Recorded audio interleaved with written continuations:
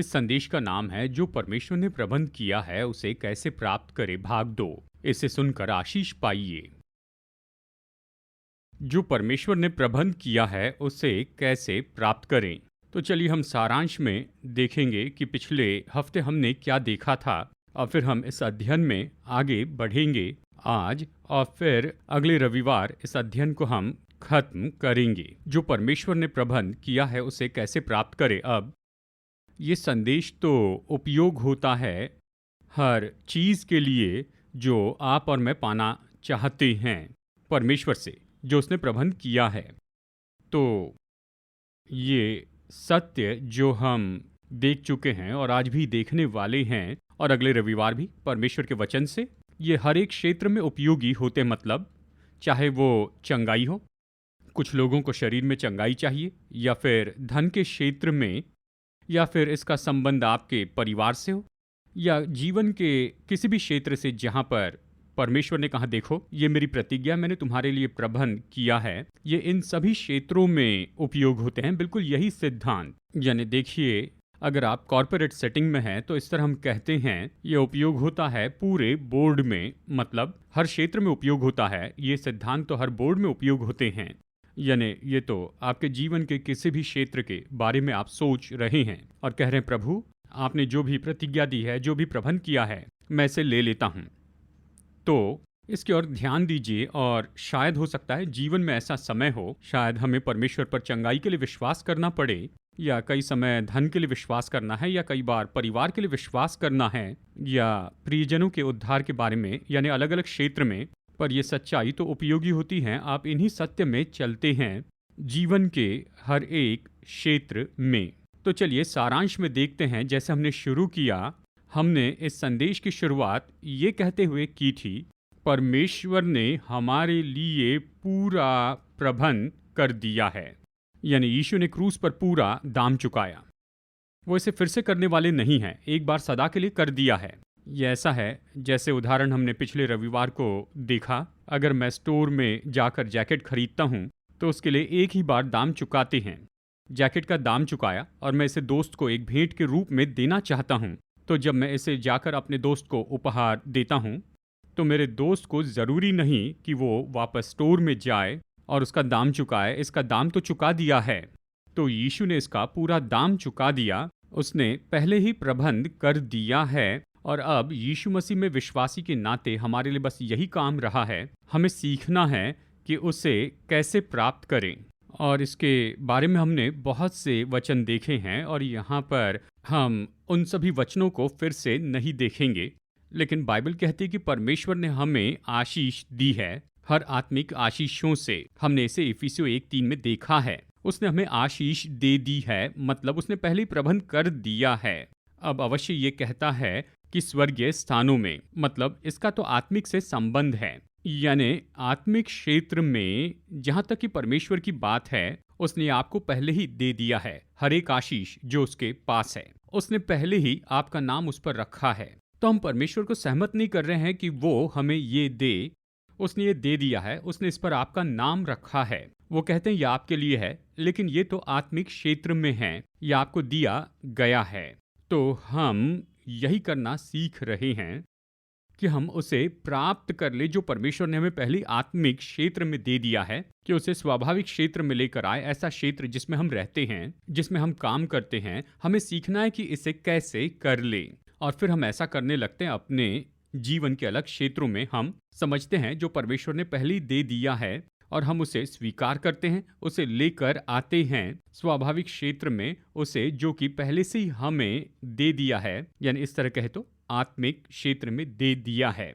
तो ये पहले से ही दे दिया है, चंगाई पहले से ही दे दी है। तो हमने पिछले रविवार को बताया था परमेश्वर के वचन का काल, परमेश्वर का वचन तो भूतकाल में है, यानी उसके कोड़े खाने से तुम चंगे हो चुके। परमेश्वर कहते हैं मैंने तुम्हारे लिए काम किया है, हो चुका है, चंगाई आपकी है, आप चंगे हो गए हैं, ये हो चुका है। तो हम सीख रहे हैं कि इसे कैसे प्राप्त करें, इसे स्वाभाविक में जो कि परमेश्वर ने प्रबंध किया है।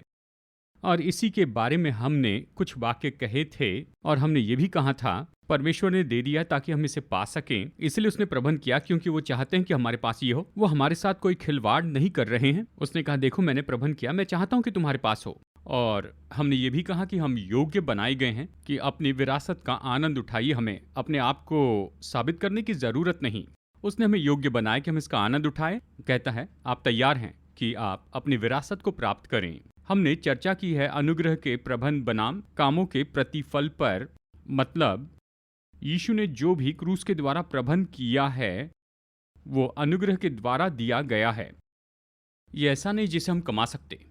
जानते हैं हम केवल पा सकते हैं क्योंकि हमें अनुग्रह से दिया गया है। तो हमें अपनी सोच को नया बनाना है, अपनी सोच को बदलना है और उसे कमाने की कोशिश न करें जो परमेश्वर ने अनुग्रह से दिया है। हम ऐसा नहीं कर सकते और वो प्रत्युत्तर नहीं देंगे इस कोशिश की कि कमाए या योग्य बने।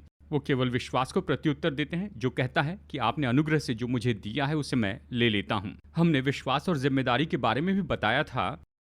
हमें तो इस पृथ्वी पर अपनी जिम्मेदारी पूरी करनी है, यानी हम अपनी जिम्मेदारियों को ऐसे ही अनदेखा नहीं कर सकते हैं, यानी कहे तो बस विश्वास से कुछ करना है। हम दोनों का संतुलन रखते। उदाहरण के लिए जानते हैं आराधना की टीम तो जिम्मेदार है कि आकर आराधना में अगुवाई करें। वो घर में बैठकर नहीं कह सकते मेरी आत्मा जा और आराधना में अगुवाई कर। नहीं, ये जिम्मेदारी है, उन्हें इसके लिए परिश्रम करना है कि आकर प्रैक्टिस करें और इसे करें। यानी ये जिम्मेदारी आपको ये करना ही होगा।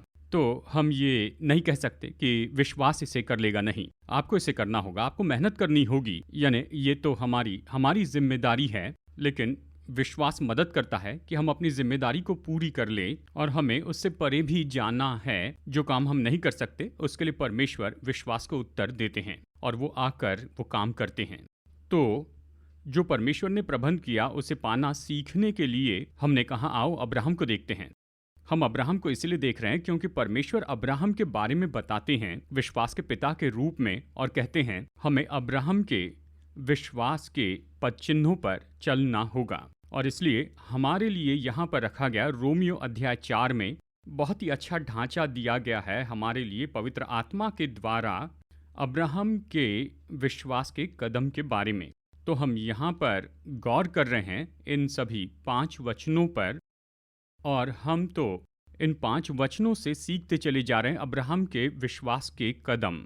क्योंकि अब्राहम की केस में जैसे परमेश्वर हमारे साथ करते हैं, उसने कहा मैं चाहता हूं तुम्हारे पास ये हो, लेकिन विश्वास से इसे अपना बनाओ।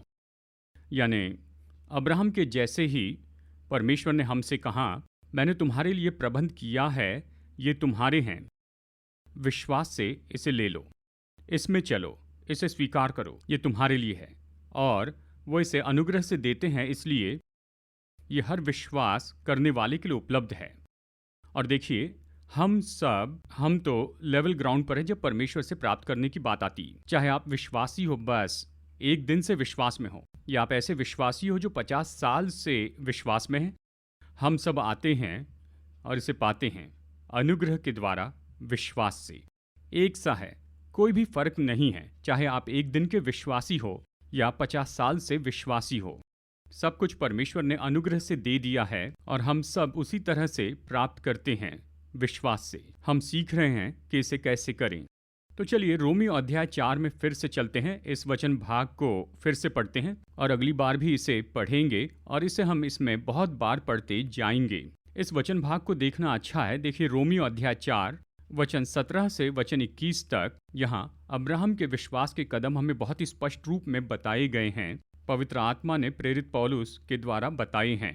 रोमियो अध्याय 4 वचन 17 से 21 तक जैसा लिखा है, मैंने तुझे बहुत सी जातियों का पिता ठहराया है उस परमेश्वर के सामने जिस पर उसने विश्वास किया। परमेश्वर जो मरे हुओं को जिलाता है और जो बातें हैं ही नहीं उनका नाम ऐसा लेता है कि मानो वे हैं।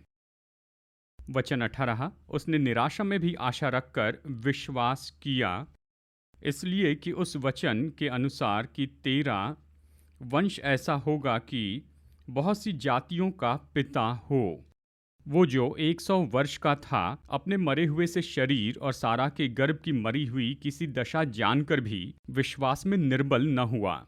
वचन 20, और न अविश्वासी होकर परमेश्वर की प्रतिज्ञा पर संदेह किया, पर विश्वास में दृढ़ होकर परमेश्वर की महिमा की, और निश्चय जाना कि जिस बात की उसने प्रतिज्ञा की है वो उसे पूरा करने में भी समर्थ है। तो हम इस सीरीज में यहाँ क्या देखेंगे? हम विश्वास के 7 कदम देखेंगे जो अब्राहम ने उठाए थे कि उसके विश्वास की यात्रा में कि उसे प्राप्त करे जो परमेश्वर ने कहा था कि ये उसका है। तो हमने पहले को देखा है और बाकी 3 अभी हम देखेंगे।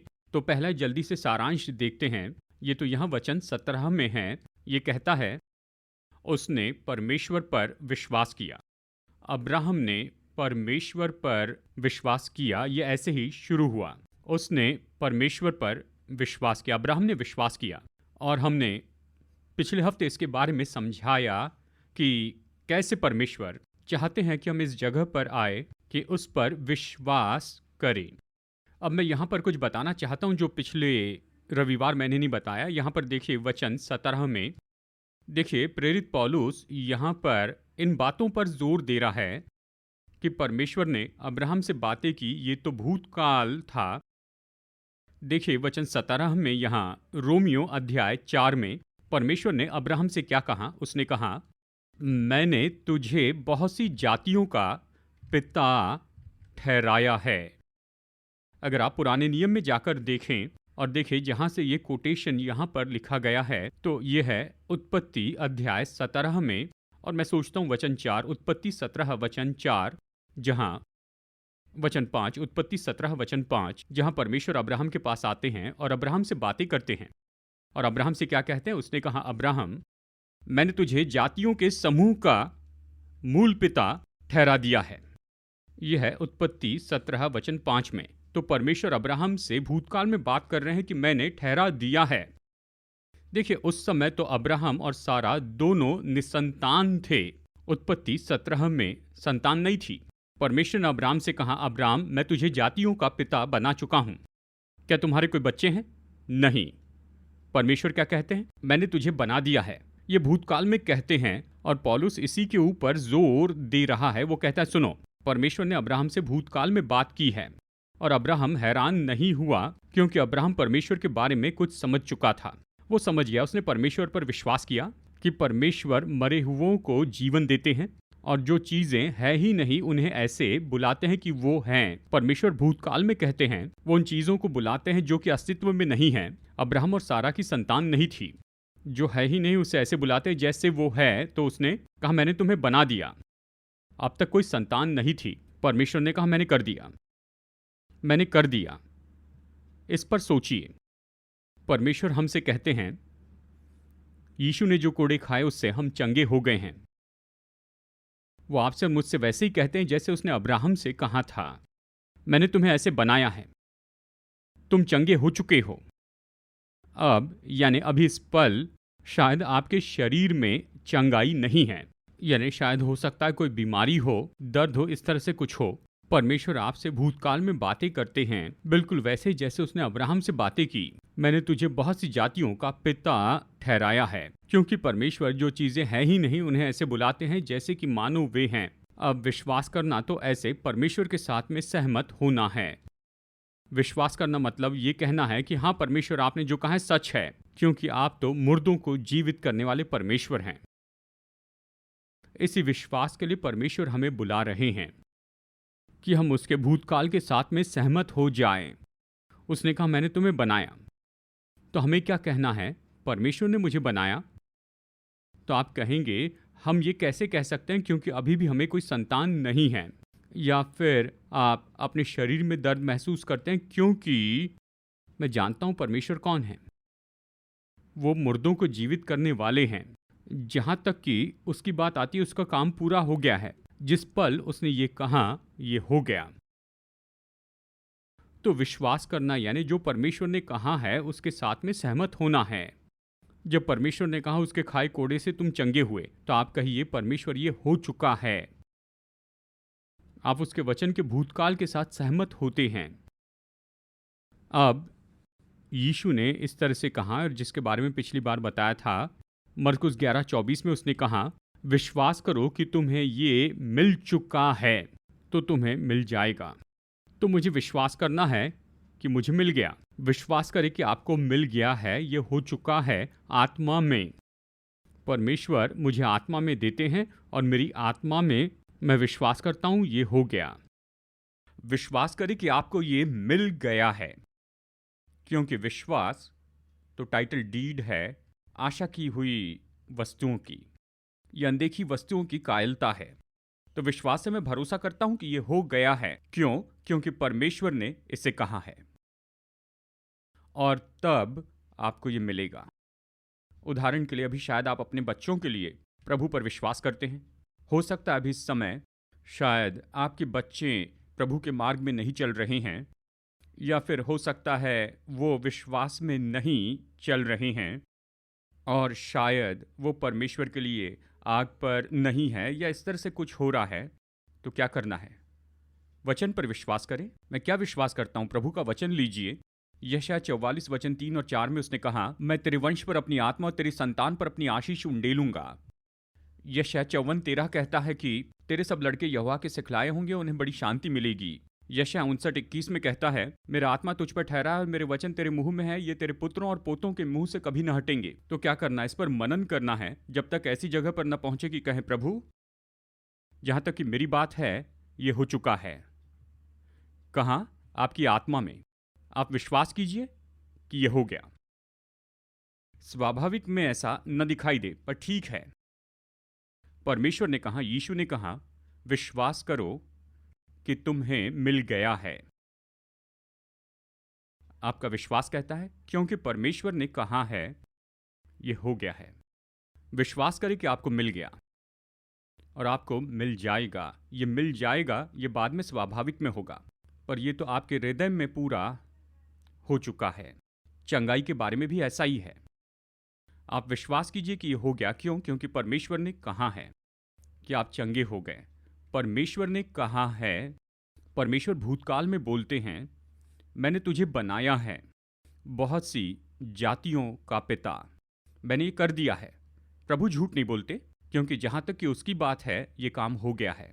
और विश्वास करना, ये तो सहमति में आना है परमेश्वर के वचन के भूतकाल के लिए, क्योंकि आप जानते हैं परमेश्वर झूठ नहीं बोलेंगे। विश्वास करें कि आपको मिल गया है। उस जगह पर पहुंचने के लिए ये विश्वास करना कि आपको मिल गया, इसके लिए कुछ समय लगेगा, और आप उस जगह पर पहुंचते हैं केवल परमेश्वर के वचन पर मनन करने के द्वारा। आप वचन में बने रहते हैं। परमेश्वर आपने कहा है, इसलिए मैं विश्वास करता हूं। तो आप ऐसी जगह पर पहुंचते हैं जहां आपके दिल में ये बात निश्चित हो गई है, ये हो चुका। आप विश्वास करते हैं कि आपको मिल गया है। और ये बात तो बहुत ही दिलचस्प है, और अभी मैं पहले ही पॉइंट में बना हूं। आज 3 पॉइंट्स देखने हैं, लेकिन ये बहुत ही दिलचस्प है। जैसे कि मत्ती अध्याय 8 में जब सूबेदार यीशु के पास में आया अपने दास के लिए, जो कि शरीर में बहुत ही बुरी दशा में था, शायद वो तो अपाहिज था, हमें पता नहीं कि उसकी बीमारी क्या थी, पर वो बहुत ही बुरी दशा में था। तो ये यीशु के पास आता है, और यीशु तो उसके घर में जाकर उसे चंगाई देने के लिए पूरी तरह से तैयार थे। उसने कहा, मेरे घर में भी आने की ज़रूरत नहीं, आप बस बोलिए और बस हो जाएगा। बस वचन कहिए और ये काफ़ी है। बस वचन कहिए, ये काफ़ी है। बस वचन कहिए, ये काफ़ी है। मैं फिर से दोहरा रहा हूं, बस वचन कहिए, ये काफ़ी है। परमेश्वर वचन कहिए, उसने पहले ही कह दिए हैं। बस वचन कहिए, उसने कह दिए हैं।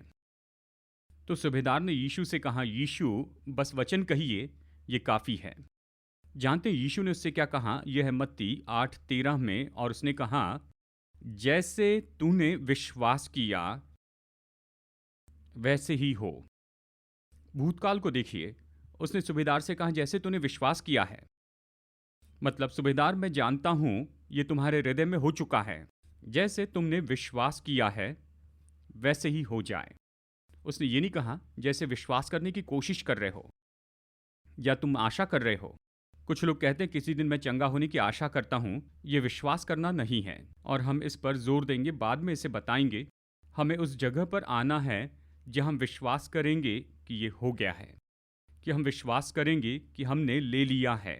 इस सूबेदार के जैसे जब यीशु ने उससे कहा, जैसे तूने विश्वास किया है, मतलब तेरे हृदय में ये हो गया है, तो ये तुम्हारे लिए हो जाए, जैसे विश्वास किया है। तो पहली बात यह है कि खुद को ऐसी जगह पर लेकर आए जहां हम विश्वास करते हैं परमेश्वर में, उसके वचन पर विश्वास करें कि परमेश्वर आपने जो कहा है मेरे धन के बारे में, मेरे जीवन के बारे में, मेरे जीवन की परिस्थिति के बारे में, मेरी चंगाई के बारे में, मेरे परिवार के बारे में, चाहे आप जिस बात में भी देख रहे हैं, ये मेरे लिए हो चुका है आपके वचन के कारण। दूसरा कदम हम अब्राहम के विश्वास की यात्रा में देखते हैं, वो ये है वचन 18। उसने निराशा में भी आशा रखकर विश्वास किया, इसलिए कि उस वचन के अनुसार कि तेरा वंश ऐसा होगा, वो बहुत सी जातियों का पिता हो गया। तो फिर विश्वास का दूसरा जो कदम है जो अब्राहम के जीवन में हम देखते हैं कि निराशा में भी आशा रखकर उसने विश्वास किया। तो आपको और मुझे आशाहीन परिस्थिति में भी परमेश्वर पर विश्वास रखना होगा। निराशा में भी आशा रखकर उसने विश्वास किया। तो सबसे पहले विवरण देखते हैं। निराशा में भी मतलब ये आशाहीन परिस्थिति थी जिसमें उस समय अब्राहम था। अब्राहम और सारा वो आशाहीन थे, कोई कारण ही नहीं था कि उनके पास आशा हो। अब ये आशा शब्द, इसका अनुवाद ये भी कर सकते हैं कि इच्छा या फिर अपेक्षा। इसका मतलब उनके पास कोई भी कारण नहीं था कि इस बात की होने की अपेक्षा कर सके। जीरो कारण थे किसी भी अपेक्षा के लिए या किसी भी इच्छा के लिए। भूल जाइए, ऐसी परिस्थिति थी। इन सब बातों के विरुद्ध में अब्राहम ने क्या किया? आशा रखकर विश्वास किया। मैं इस पर जोर देना चाहता हूं, आशा में उसने विश्वास किया। तो यहां पर दो बातें हम देखते हैं, आशा देखते हैं और विश्वास देखते हैं। देखिए, विश्वास और भरोसा ये एक दूसरे की जगह आते हैं। तो आशा रखकर उसने विश्वास किया। आशा बहुत महत्वपूर्ण है। आशा तो वो अपेक्षा है, ये वो इच्छा है। देखिए, सामान्य रूप में जब लोग आशा छोड़ देते हैं, जब वो उस अपेक्षा या उस इच्छा को छोड़ देते हैं, तो कहानी का अंत होता है।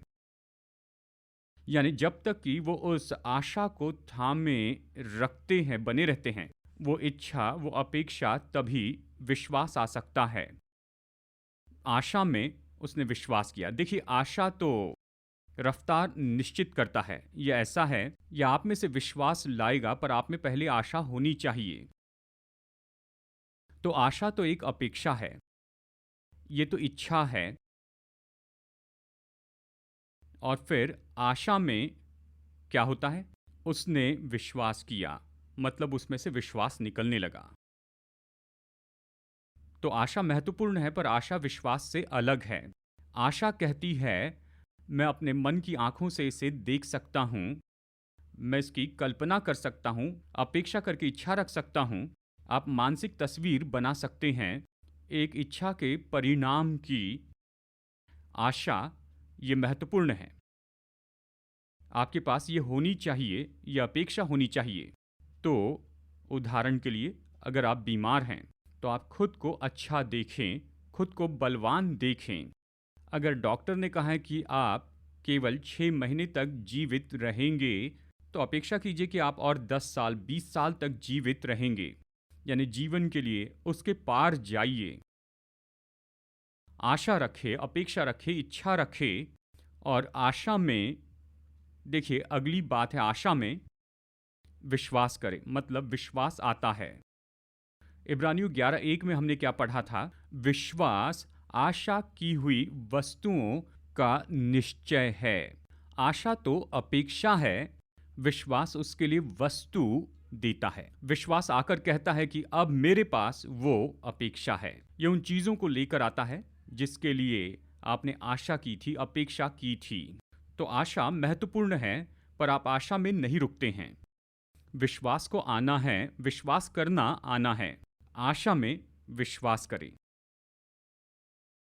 आशा है कि आप इस बात को अच्छे से समझ रहे हैं। हम में से बहुत लोगों में समस्या ये है कि हम आशा में रुक जाते हैं। हम सोचते हैं आशा विश्वास है, पर आशा विश्वास नहीं है। आशा तो आप में से विश्वास खींच कर निकालेगी।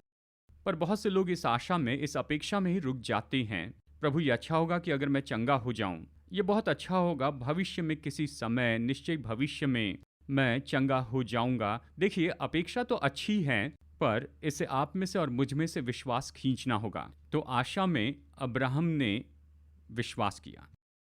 इस दूसरे पॉइंट में मैं इस सच्चाई पर जोर देना चाहता हूं, यानी निराशा में भी, यानी आशा के बिल्कुल विरुद्ध में, आशा में उसने विश्वास किया। मतलब आशा रखने का कोई कारण नहीं था, उसने फिर भी आशा रखकर वो विश्वास करने में आगे बढ़ा। मैं इसी पर जोर देना चाहता हूं कि आशा रखने के लिए कोई कारण भी ना हो, आप आशा रखने का चुनाव करें और आगे बढ़कर प्रभु पर विश्वास करें। जब आशा के लिए कोई कारण नहीं है, फिर भी परमेश्वर पर विश्वास करें। और जानते हैं, यीशु ने ये बात सिखाई है। अब इस संदर्भ को जल्दी से देखिए, यीशु की सेवकाई की दो घटनाओं को। आपको याद है याईर, मरकुस अध्याय 5 में उसने यीशु के पास आकर कहा, प्रभु मेरी बेटी मरने पर है, तू मेरे घर में आ, उस पर हाथ रख और वो चंगी हो जाएंगी। तो यीशु याईर के घर की ओर आगे बढ़ने लगते हैं और रास्ते में जाते हुए कहीं रुक जाते हैं, क्योंकि एक और स्त्री जिसे लहू बहने की बीमारी थी, वो यीशु को छूती है और यीशु उससे बातें करते हैं। और जब तक कि वो उस परिस्थिति से निपटते हैं, तब खबर आ जाती है याईर के घर से। वो कहते हैं, अब स्वामी को परेशान न कर, तेरी बेटी मर चुकी है।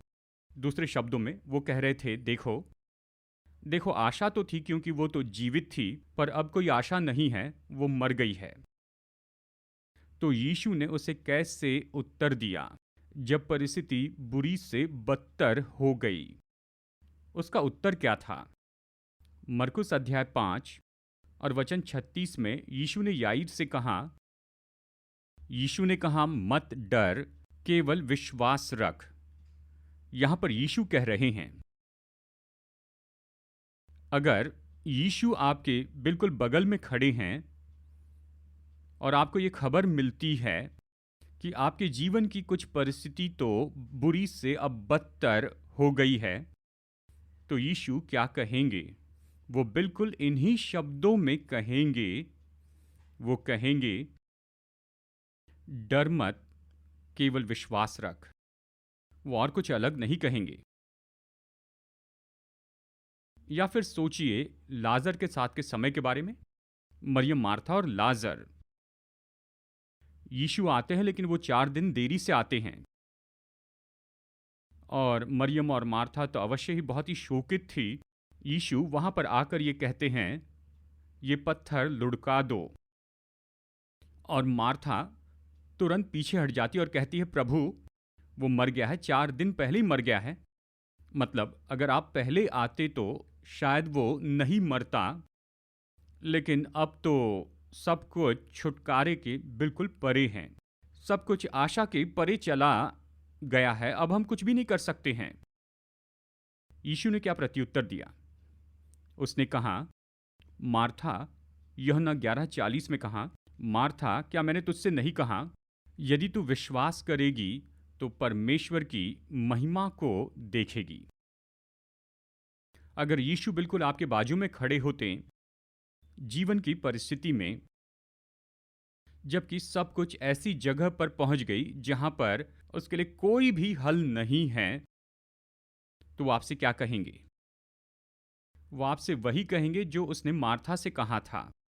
वो कहेंगे, यदि तू विश्वास करे तो परमेश्वर की महिमा को देखोगे। अब देखिए, परमेश्वर के सेवक होने के नाते, और हमारे बहुत से पास्टर भी इस बात से यहाँ पर सहमत होंगे, कई बार हम खुद को बहुत ही मुश्किल परिस्थिति में पाते हैं।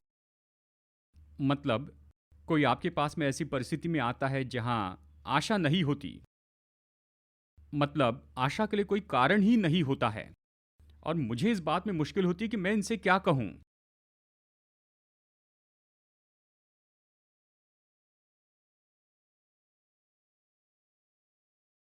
मैं जानता हूँ ऐसा करने के लिए मुझ पर दोष लगाएं, क्योंकि लोग कहते हैं आप उन्हें झूठी आशा दे रहे हैं। लोग कहते हैं कि आप तो बेकार में ही गैर ज़रूरी आशा उन्हें दे रहे हैं, ये तो नहीं करना चाहिए। खैर, यीशु के जैसे ही मुझ पर ऐसे दोष लगाए जाए तो ठीक है, ये अच्छी संगति है। तब यीशु ने क्या किया? याईर से उसने कहा, डर मत, केवल विश्वास रख। मरियम और मार्था से उसने कहा, यदि तू विश्वास करे तो परमेश्वर की महिमा देखोगे।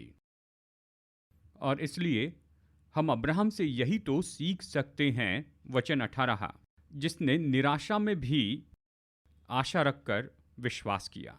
तो दूसरा कदम जो हमें लेना है कि जो परमेश्वर ने प्रबंध किया है उसे लेने के लिए, कि जब आशा भी नहीं होती, प्रभु पर विश्वास करें, आशा रखें और आशा रखकर विश्वास करें, हिम्मत न हारें, क्योंकि परमेश्वर ने अगर कहा है, वैसे परमेश्वर है जो मुर्दों को जिलाते हैं और जो वस्तुएं है ही नहीं उन्हें ऐसे बुलाते हैं जैसे वे हैं, वो उसे अस्तित्व में लाते। तो जब आशा नहीं होती, प्रभु पर विश्वास करें। अगला कदम है, तीसरा कदम जो हम अब्राहम के उदाहरण में देखते वो ये है, और ये वचन 19 में है।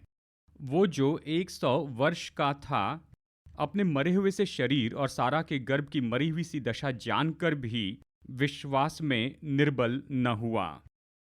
यह है नंबर 3, वो विश्वास में निर्बल न हुआ और उसने परिस्थितियों की ओर नहीं देखा।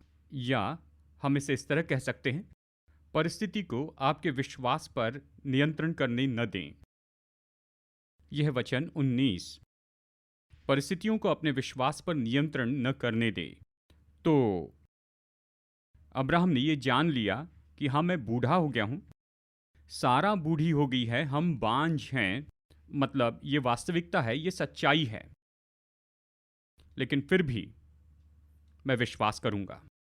मैं मेरे विचारों को और इन परिस्थितियों को मेरे विश्वास पर नियंत्रण करने न दूंगा, क्योंकि विश्वास परमेश्वर में है। ये इस पर आधारित है कि जो उसने कहा है, और परमेश्वर ने ये कह दिया है कि मैंने तुझे बहुत सी जातियों का पिता बनाया है। तो अब्राहम के पास चुनाव था। एक तरफ तो ये सब तथ्य थे, हम तथ्यों का इनकार नहीं करते हैं। दूसरी ओर परमेश्वर ने पहले कह दिया है, परमेश्वर ने मेरे लिए प्रबंध किया है और मेरे बारे में कहा, मेरे पास चुनाव है, मैं क्या विश्वास करूंगा। वो यहां वचन 19 में कहता है, उसने उन तथ्यों को अपने विश्वास पर नियंत्रण करने न दिया। परमेश्वर ने जो कहा उस पर विश्वास करने का चुनाव किया। तो हमारे विश्वास की यात्रा में ये तीसरा कदम है, हम इनका सामना करेंगे, यानी इन परिस्थितियों की वास्तविकता से हम इनका इनकार नहीं करते हैं। हम इन परिस्थितियों को पहचानते हैं और निश्चय ऐसा होगा, स्वाभाविक में हमें कुछ करना होगा कि उस मामले से निपटे, और हम उसे करेंगे क्योंकि हम जिम्मेदार लोग हैं और स्वाभाविक में जिस मामले से निपटना है उससे हम निपटेंगे। तो जो करना चाहिए वो कीजिए, लेकिन आप कभी भी परिस्थितियों को, दशा को अपने विश्वास पर नियंत्रण करने न दें। आपका विश्वास निश्चित होता है जो परमेश्वर ने कहा है उससे, आप उसके वचन में वापस जाते हैं। तो शायद ये सच्चाई है कि आपका शरीर बीमार है, बीमारी है। हाँ, हम उसका इनकार नहीं करते, हम नहीं कहते मैं बीमार नहीं, यानी बीमारी है, दर्द है, पीड़ा है, जो भी हो, लेकिन परमेश्वर ने कहा, परमेश्वर ने कुछ कहा है कि उसके कोड़े खाने से मैं चंगा हो चुका हूं। तो यह दिलचस्प है, जब हम अब्राहम की यात्रा देखते हैं, ऐसा भी समय था जब अब्राहम निराश हो गया था, और यह है उत्पत्ति 15 में, यानी इस समय तक लगभग 15 साल के आसपास बीत गए थे उसके विश्वास की यात्रा शुरू करने के बाद। उसने विश्वास की यात्रा शुरू की उत्पत्ति अध्याय 12 में, और यहाँ पर हम अध्याय 15 में हैं। और अब्राहम परमेश्वर से बातें करता है, कहता है, परमेश्वर, यानी कुछ नहीं हो रहा है, अब तक संतान नहीं हुई, तो मैं इस बात को स्पष्ट करना चाहता हूँ कि आपका मतलब ये है कि सारा से मुझे संतान होगी, या फिर आपका ये अर्थ है कि मेरे घराने में कोई भी बच्चा होगा? प्रभु से स्पष्ट करता है। वो तो संदेह करता है क्योंकि वो समय बीत रहा था, 15 साल से ज़्यादा समय हो गया, संतान नहीं हुई। बस हमारे जैसे समय चला गया और आप सोचते हैं कि क्या हो रहा है। तो देखिए, उस पल परमेश्वर ने क्या किया। कहते हैं अब्राहम तो अपने तंबू से बाहर आ, यानी आधी रात का समय होगा, साफ मध्य पूर्व का आसमान। परमेश्वर कहते हैं अब्राहम आसमान में देखो। वो ऊपर देखता है और देखता है तारे, अगणित तारों को। और परमेश्वर कहते हैं अब्राहम, मैं तुमसे कहता हूं, यानी तुम्हारा वंश ऐसा होगा, तुम्हारा और सारा का वंश। दूसरे शब्दों में परमेश्वर एक ताजा चित्र बनाते हैं। आप कल्पना कर सकते हैं कि अब्राहम ने उसका स्नैपशॉट लिया होगा उस रात के आसमान का, और फिर उस समय से आगे उसके मन की आंखों में वो रात के तारों को देखता।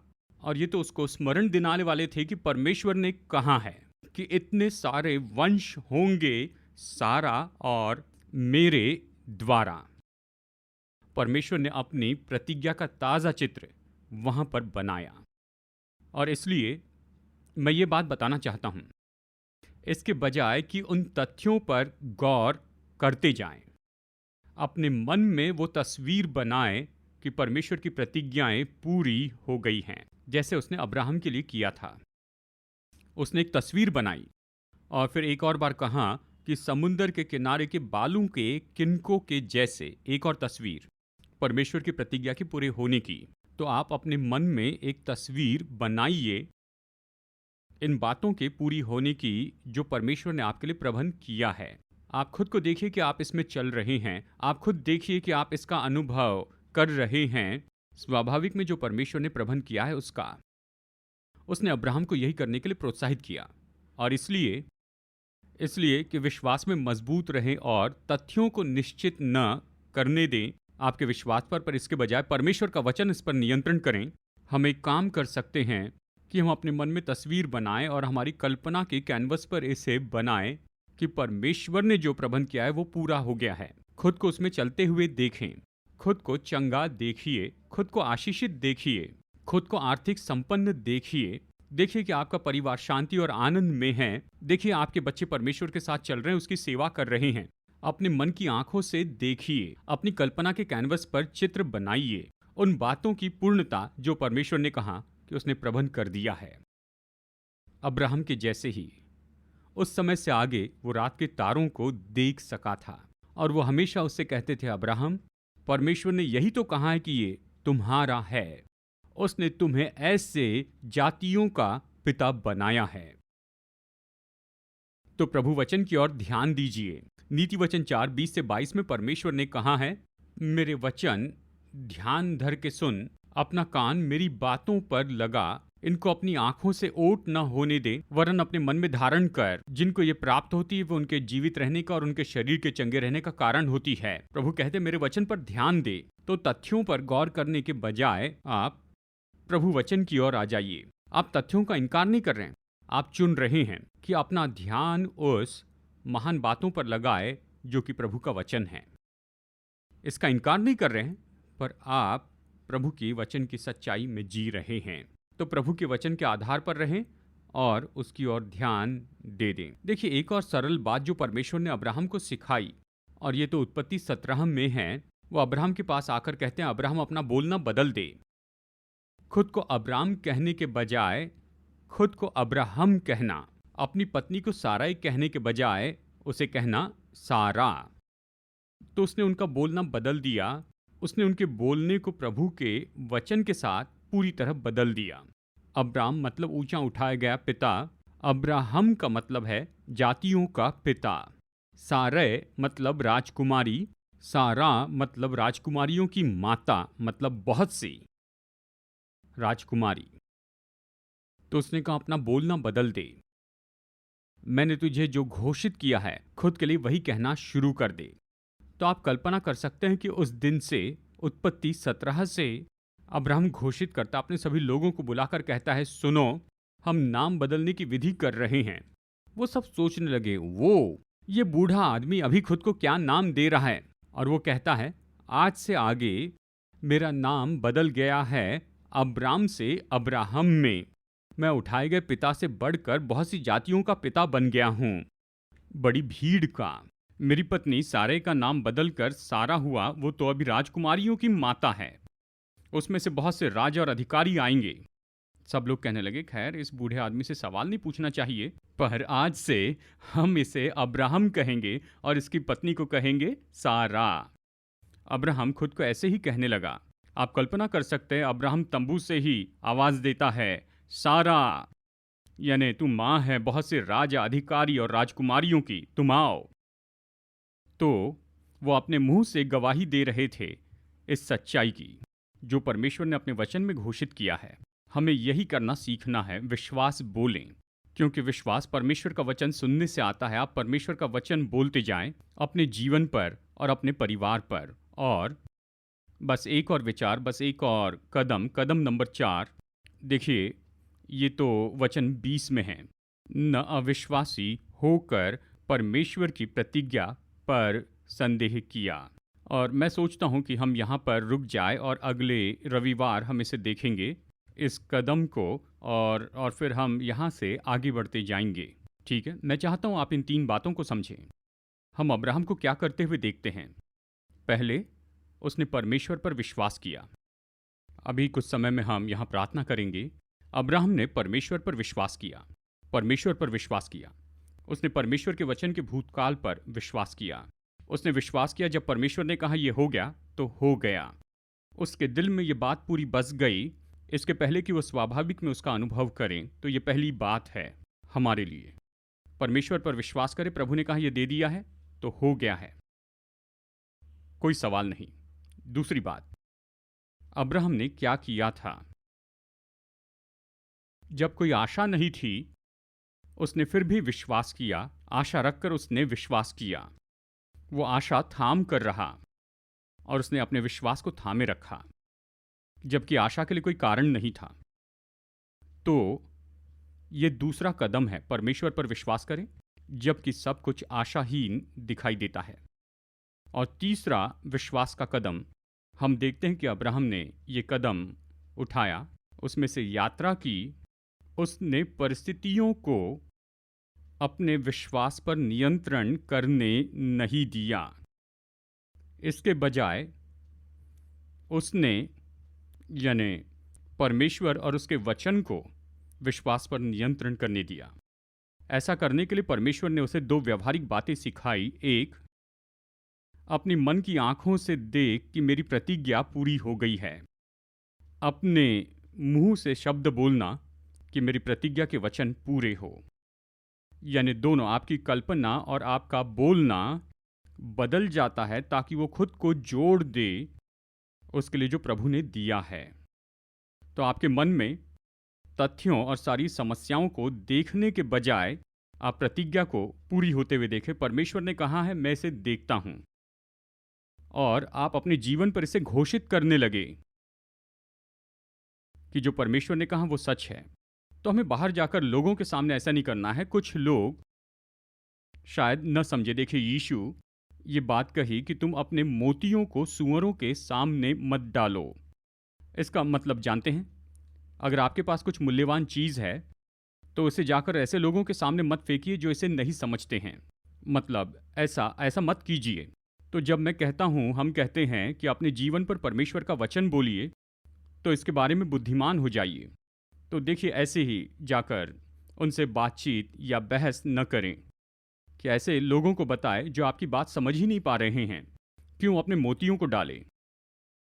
लेकिन अपने कमरे में, अपने प्रार्थना के समय में प्रभु की उपस्थिति में अकेले रहिए। आप अपने जीवन पर इसे बोलिए कि परमेश्वर ने यही तो मेरे लिए कहा है मेरे जीवन पर। तो हमें और 4 कदम देखने हैं। हम अगले रविवार देखेंगे अब्राहम की विश्वास की यात्रा में। मैं आपको न्योता देता हूं, जैसे परमेश्वर हमसे कहते हैं कि हमें चलना है अब्राहम के विश्वास के कदमों में। परमेश्वर में अपने विश्वास में कैसे काम करें ये सीखें। हम विश्वास के कदम सीख रहे हैं कि विश्वास में कैसे काम करें। तो आज कुछ ही समय में हम यहाँ पर आप सभी लोगों के लिए प्रार्थना करेंगे। यहाँ पर मैं चाहता हूं आप अपने जीवन में इन 3 विश्वास के कदमों का उपयोग करें। पहला, परमेश्वर से सहमत हो जाइए। परमेश्वर ने जो कहा उसके भूतकाल में, परमेश्वर ने कहा यह हो गया तो हो गया, इसके साथ सहमत हो जाए, इसे अपने दिल में उतार दें। कहें, परमेश्वर मैं आपसे सहमत हूं। अगर आपने कहा है कि आपने मुझे बनाया है तो मैं सहमत हूं कि यह हो गया। दूसरी बात, हालांकि आशा के लिए कोई कारण नहीं है, आशा में विश्वास करें। अपनी आशा को थामे रहे जो कि आपकी अपेक्षा और आपकी इच्छाएं हैं, और फिर विश्वास कीजिए। आशा में विश्वास कीजिए, विश्वास रखें। और तीसरा कदम है, आपकी परिस्थितियों को अपने विश्वास पर नियंत्रण करने न दें। देखिए, तथ्य तो हैं, लेकिन प्रतिज्ञा है, परमेश्वर का वचन है, प्रभु की सच्चाई है, और परमेश्वर का वचन तथ्यों से बड़ा है। परिस्थितियां तो बदल सकती हैं, परमेश्वर का वचन अनंत काल का है, ये कभी नहीं बदलता। तो आप चुन ले कि आप वचन पर ध्यान देंगे। अपनी कल्पना के कैनवस पर आप एक तस्वीर बनाइए जो परमेश्वर ने कहा उसकी, और आपके शब्द वो कहते चले जाए जो परमेश्वर ने कहा है। अपने जीवन पर इसे बोलिए। शायद आपका शरीर, आपका मन, शायद आपका परिवार, या फिर आपका धन, या फिर शायद आपका परिवार या आपके बच्चे, कुछ भी हो, परमेश्वर का वचन बोलिए। बस आप में और परमेश्वर में ये अपने विश्वास को प्रकट करना है, जैसे अब्राहम ने किया। आप और मैं भी यही करें। आमेन, आमेन, आमेन। आप जहां भी हैं, मैं चाहता हूं प्रभु पर विश्वास करें। चाहे आपकी जीवन की जो भी परिस्थिति हो। हम में से बहुत से लोग जो हैं वो अलग अलग ऐसी जीवन की परिस्थिति और चुनौती से जा रहे हैं। अगर आपके जीवन में सब कुछ है तो प्रभु का धन्यवाद दें, दूसरे ज़रूरतमंद लोगों के लिए प्रार्थना करें। लेकिन हम में से ज़्यादातर लोग, देखिए, ऐसा कुछ है जो हम होते देखना चाहते हैं। ये शायद कोई आर्थिक परिस्थिति है, और परमेश्वर ने पहले कहा है। उसने क्या कहा? मेरा परमेश्वर अपने महिमा में धन के अनुसार तुम्हारी हर एक ज़रूरत मसीह यीशु में पूरी करेंगे। उसने ये कह दिया है। उसने कहा, परमेश्वर सारे अनुग्रह को तुम्हारे ऊपर बहुतायत से उंडेलेंगे कि तुम्हारे पास हमेशा सारी बातों में भरपूरी हो, कि तुम हर एक भले काम करते जाओ। उसने पहले ही कह दिया है। तो उसने आपको अपना वचन दे दिया है। शायद परिवार की बात हो, उसने आपको वचन दे दिया है। उसने कहा, धर्मी जन का घर बना रहेगा। उसने कहा, वो धर्मी जन के घर को आशीष देते हैं। उसने कहा, धर्मी जन के घर से आनंद और उद्धार की जय जयकार सुनाई देती है। उसने आपको अपना वचन दे दिया है।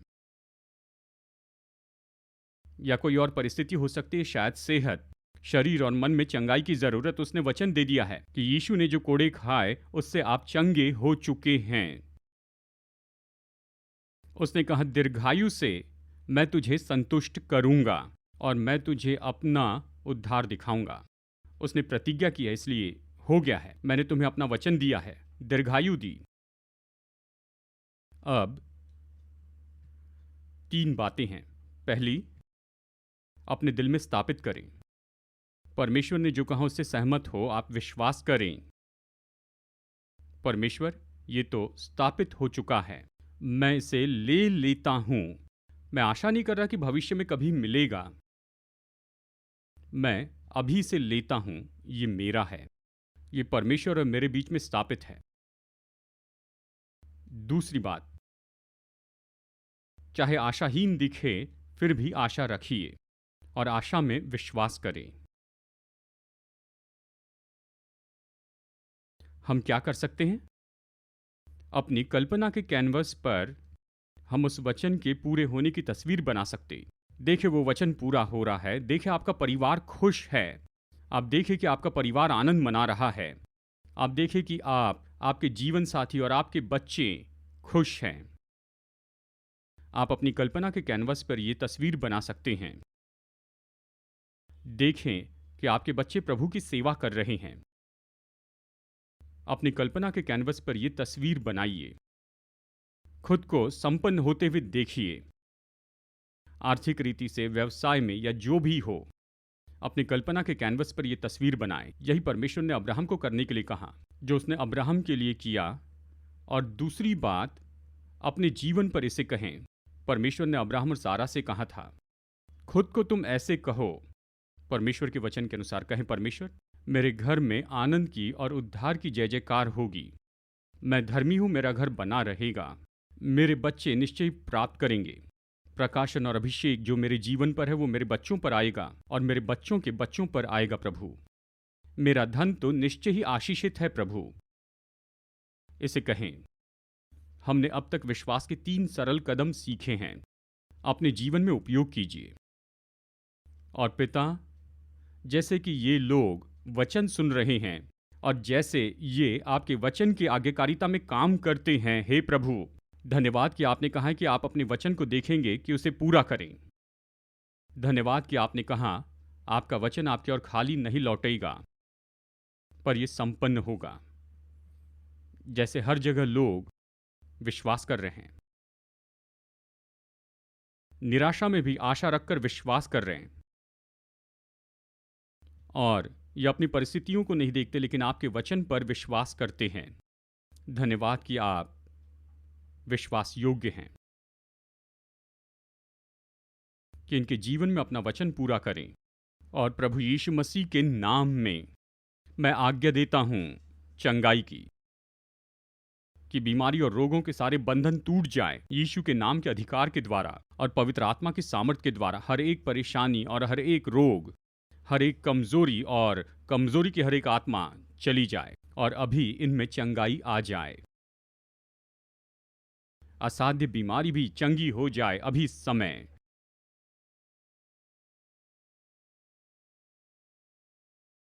और प्रभु यीशु मसीह के नाम में और परमेश्वर की पवित्र आत्मा के अधिकार से, पवित्र आत्मा के अभिषेक के द्वारा हम आशीष कहते हैं। आर्थिक रीति से, घर में, परिवार में हम कहते हैं उद्धार और छुटकारा परिवार के सदस्यों के लिए प्रभु यीशु के नाम में ऐसा ही हो। पिता, ऐसा करने के लिए धन्यवाद। अपने लोगों के जीवन में ऐसा करने के लिए धन्यवाद। गवाहियों के लिए धन्यवाद, छुटकारे के लिए धन्यवाद। धन्यवाद यीशु के नाम में। आमेन आमेन। हमसे संपर्क कीजिए testimony@apcwo.org पर और बताएं कि ये सभाएं आपकी कैसी मदद कर रही हैं, आपको बल दे रही हैं। और ये अच्छा तरीका होगा कि हम एक दूसरे से संपर्क करें और जाने प्रभु आपके जीवन में क्या कर रहे हैं। जैसे आप हमारे साथ में जुड़ते हैं और हम सच में इस बारे में खुश हैं आपसे सुनकर। हम यहाँ सभा खत्म करेंगे, अगले हफ्ते इस विषय में आगे बढ़ेंगे। कृपया करके दूसरे लोगों को ये बताइए ताकि वो अपने विश्वास में प्रोत्साहित हो। अगले हफ्ते इस विषय को हम यहाँ पर खत्म करना चाहेंगे, अगर नहीं तो उसके अगले रविवार को आगे देखेंगे, क्योंकि हम सीखना चाहते हैं कि परमेश्वर ने जो प्रबंध किया है उससे हम कैसे प्राप्त करें। तो अगले रविवार हमारे साथ जुड़िए। तो आइए अभी बेनेडिक्शन लेते हैं। अब प्रभु यीशु मसीह का अनुग्रह और हमारे स्वर्गीय पिता परमेश्वर का प्रेम और उसके पवित्र आत्मा की मधुर उपस्थिति ये हमें सामर्थ दे और हम सब के साथ हमेशा के लिए बनी रहे, यीशु के नाम में। आमीन आमीन। प्रभु आपको आशीष दे। फिर मिलेंगे। संदेश सुनने के लिए धन्यवाद। भरोसा करते हैं कि संदेश आपके लिए आशीष रहा। मुफ्त के स्रोत पाने के लिए, जिनमें है सरमन नोट्स और पब्लिकेशन, पाने के लिए विजिट करें apcwo.org पर। बैंगलोर के एपीसी बाइबल कॉलेज की जानकारी पाने के लिए विजिट कीजिए apcbiblecollege.org पर। याद रखिए, All Peoples Church Bangalore app download कीजिए ऐप या गूगल प्ले स्टोर से।